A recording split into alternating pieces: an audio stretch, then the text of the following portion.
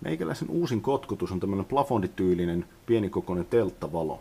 Eli lähes joka teltan katossa on semmoinen pikkuinen lenkki, johon tämän telttavalon koukun saa sitten kiinni ja saa sen roikkumaan sinne ylös. Tässä on pari tosi kätevää seikkaa.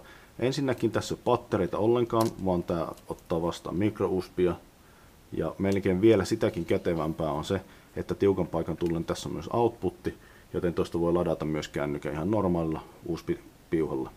Ja kun tuohon menee 1800 mAh, niin sillä saa teoriassa melkein kännykän täyteen asti ladattua.